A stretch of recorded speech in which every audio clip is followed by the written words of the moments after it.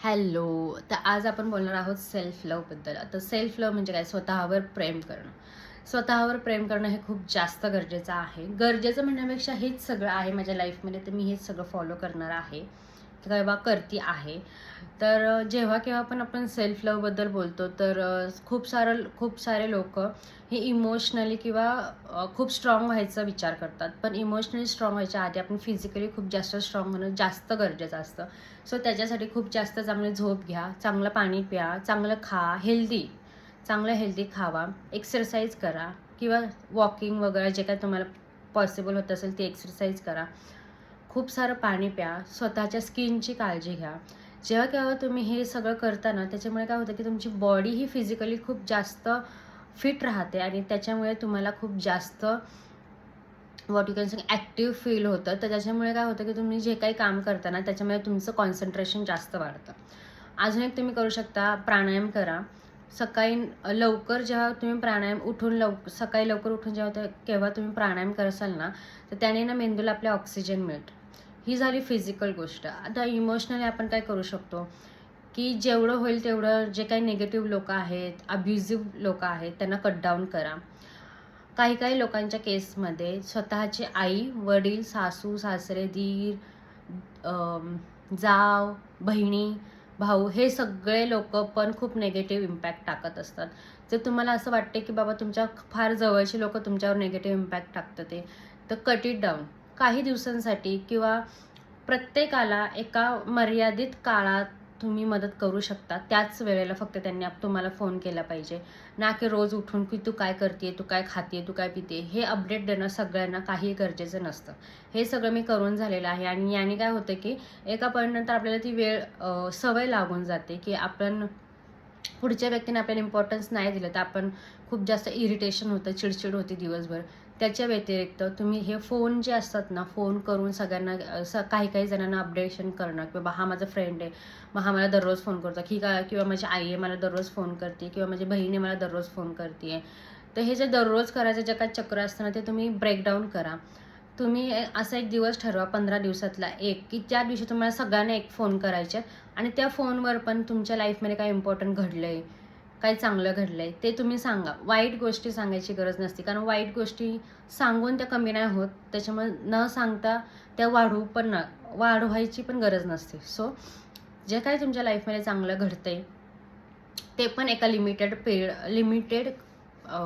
लिमिटपर्यंत तुम्ही सांगा. लाईक की बाबा तुम्ही गाडी घेतली आहे किंवा जे काय असेल, ती एक नॉर्मल गोष्ट सांगा. कुणालाही खूप जास्त शेअर करायला जाऊ नका, कारण आपण शेअर करायला जातो आणि पुढची व्यक्ती ही आपल्याबरोबरच नाही तर आपल्या अशा 2-3 जणांबरोबर बोलत असते. मग ते 2-3 जणांकडून ते 3 सगळीकडे पसरतं आणि आपल्याला असं इरिटेशन होते की बाबा माझ्या पर्सनल लाईफमध्ये पर्सनल असं काहीच राहिलेलं नाही आहे. त्याच्यामुळे जर तुम्हाला सेल्फ लव्ह शिकायचं आहे ना, तर तुम्ही हे जी सायकल असते ना ती ब्रेक करून टाका आणि एक असा दिवस ठरवा की जेव्हा तुम्हाला सगळ्यांना फोन करायचा आहे, त्याच्यामध्ये पण तू बरा आहेस का, काय करते, बस एवढंच. नॉर्मली 2-4 मिनिटाचा कॉल ठेवा. त्याच्याने कोणाचंही काही बिघडत नाही. कुणी तुम्हाला किती नावं ठेवतंय याच्यावरही जाऊ नका, कारण लोकांना माहीत नसतं की आपल्या पर्सनल लाईफमध्ये काही घडत असतं. लोक आपल्याला वरती जे काय आपण दाखवतो त्या गोष्टींवरती जज करत असतात. त्याच्यामुळे कुणालाही इम्प्रेस पण करायला जाऊ नका. सेल्फ लव्हमध्ये हा एक रूल आहे जो मी फॉलो करते, की कुणालाही इम्प्रेस करणं गरजेचं नाही आहे. या जगामध्ये तुमच्या स्वतःच्या आईला किंवा तुमच्या स्वतःच्या नवऱ्याला पण इम्प्रेस करणं गरजेचं नाही आहे. एक आपण इंडिव्हिज्युअल आहोत. एक इंडिव्हिज्युअली आपल्याला काय वाटतं हे खूप जास्त गरजेचं आहे आणि आपल्या लाईफमध्ये आपला डिसिजन आणि आपल्या गोष्टी ह्या खूप जास्त महत्त्वाच्या असतात.